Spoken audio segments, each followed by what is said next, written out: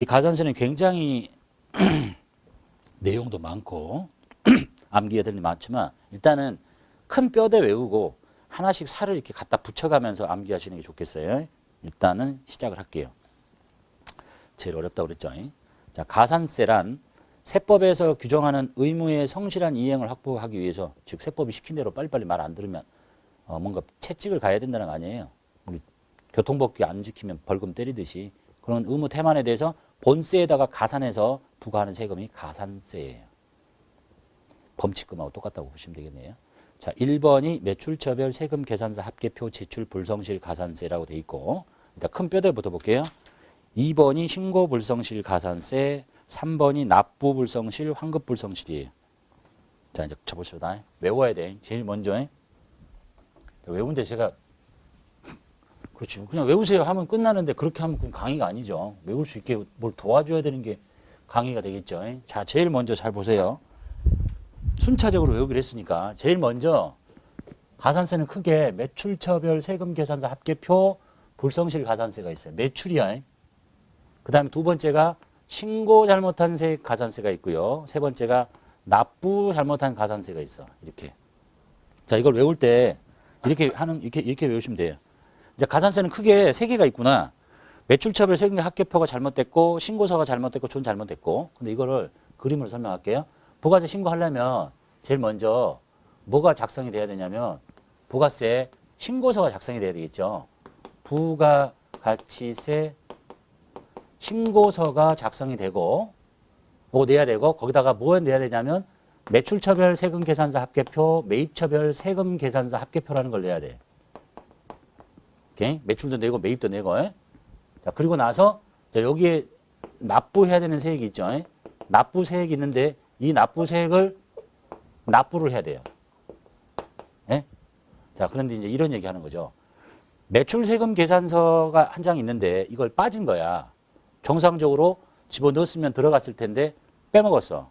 아, 이제 그걸 알았어요. 이제 다시 집어넣어야 되겠어. 그러면 여기 빠졌던 것이 100만 원짜리에 10만 원에 이게 잘못됐을 거 아닙니까? 그죠? 정상적으로 집어넣었어야 되는데 나중에 집어넣었으니까 이게 잘못된 거야. 자, 그러면 여기에 잘못됐으니까 이거에 관련된 가산세를 하나 때리고가 좀 안 좋나? 부과하고, 그 다음에 이게 잘못되면 신고서에 납부세액이 잘못되는 거야. 그래서 내야 될 돈이 잘못된 거지. 그죠? 10만 원이 적게 적힌 거예요. 그래서 이거 가산세 한번 때리고, 자, 적게 적혔으니까 돈도 적게 냈겠지. 예? 납부도 10만 원 적게 냈으니까 요 가산세 한번 때리고 이렇게 하겠다는 뜻이에요. 이게 매출처별 세금 계산서 합계표 불성실 가산세, 신고 불성실 가산세, 신고서에 세액이 잘못됐다, 납부 잘못했다, 이렇게 이해되시죠? 자, 그래서 이제 첫 번째 거부터 볼게요. 큰 틀 보셨죠? 매출처별 세금 계산서 합계표에 빠졌다, 신고서에 세액이 잘못됐어요. 세액이, 그 다음에 이 돈을 잘못 냈다. 이 세 가지야. 자, 첫 번째. 매출처별 세금 합계표 제출 불성실에는 크게 미제출, 부실기재, 지연제출이 있는데 이걸 다 암기하고 있을 필요 없고, 제일 중요한 거는 일단 제일 많이 나오는 거겠죠. 지연제출과 미제출의 차이를 일단 볼게요.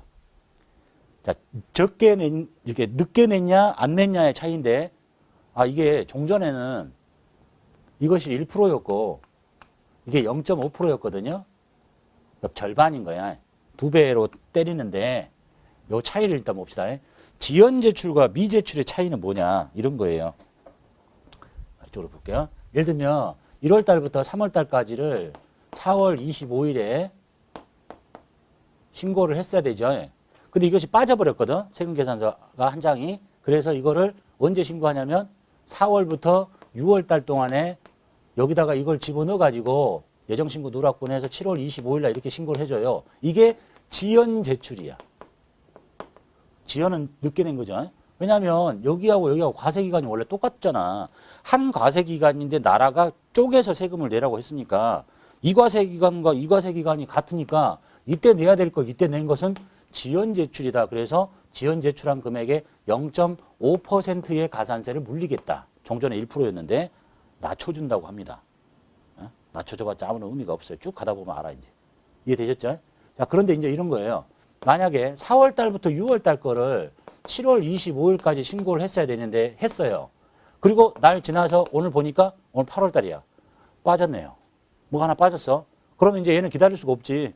이미 과세기간 끝났으니까 정상적인 원칙적인 수정신고를 이렇게 작성해서 위에다 빨간색으로 적고 이제 다 해야 돼요. 그러면 이때 빠진 거는 과세기간이 이미 끝났잖아요. 안 낸 것이 되는 거야. 이게 미제출인 거야. 그래서 원래 종전에 여기가 1%고 이것에 여기가 말 잘못했다. 이것도 바뀐 지가 얼마 안 돼가지고 보세요.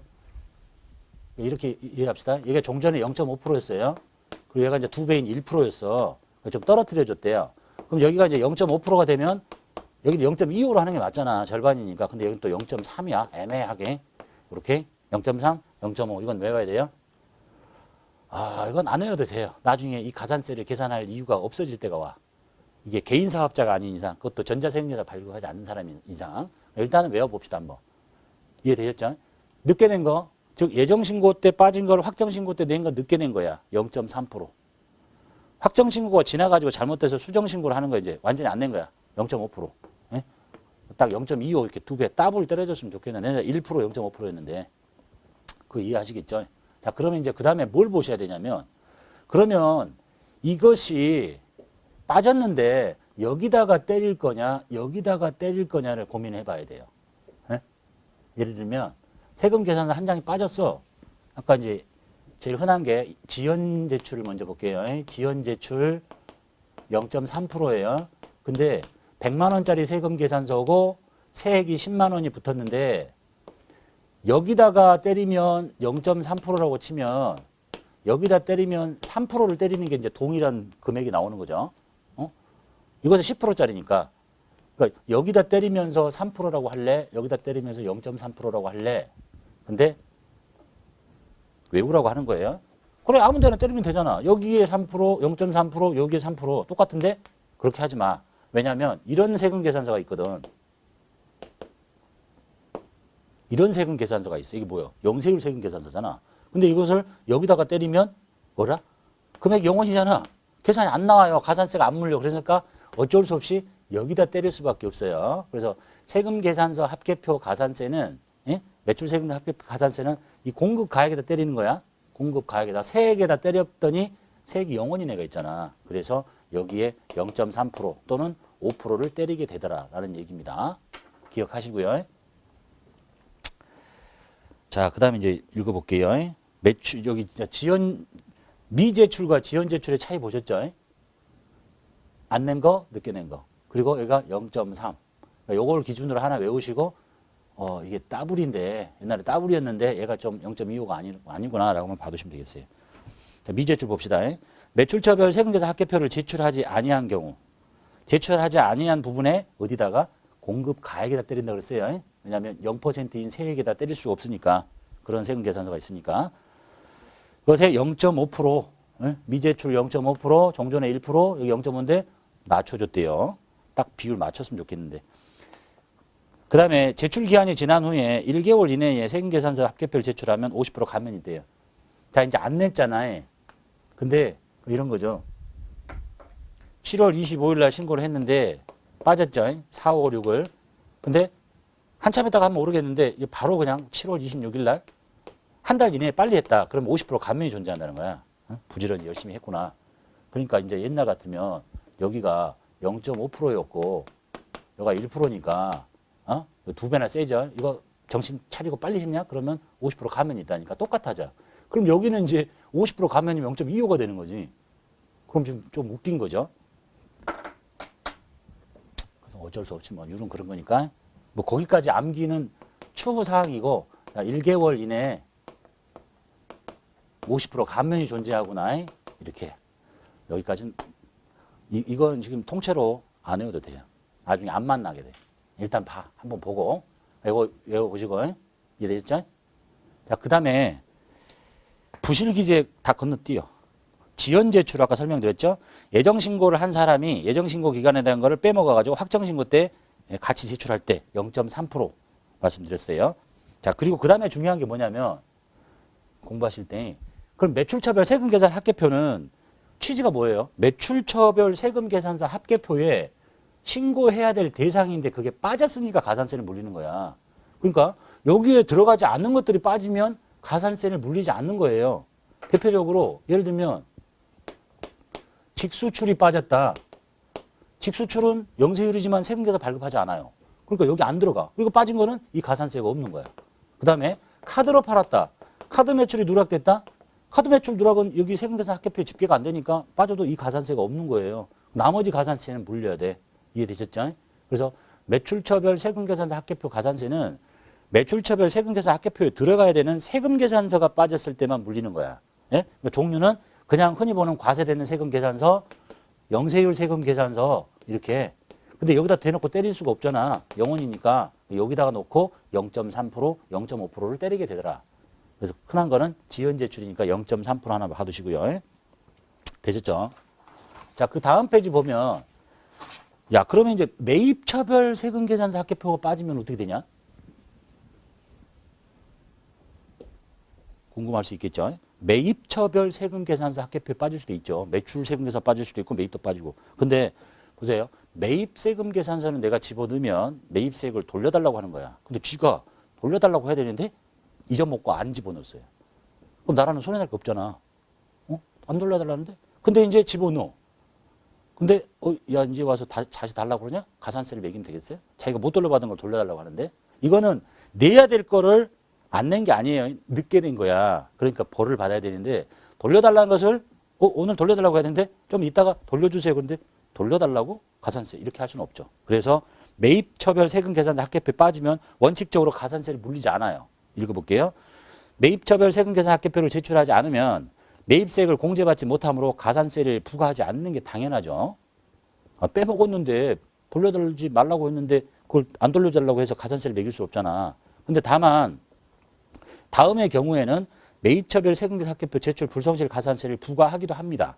잘 들어보면 거의 없다고 보시면 돼요. 1번 매입처별 세금계산서 합계표를 제출하지 않았어요. 제출하지 않으면 지가 못 돌려받는 거잖아. 가산세가 없어. 또한 제출한 매입처별 세금계산 합계표의 기재사항 중에서 등록번호, 공급가액의 전부 또는 일부가 기재되지 않고 사실과 다르게 기재된 경우로 인해서 즉 가장 쉽게 얘기하면 일단 안 냈어요. 그런데 내가 예정신고 또는 확정신고 때 공제받지 못했던 거를 이제 돌려받고 싶어.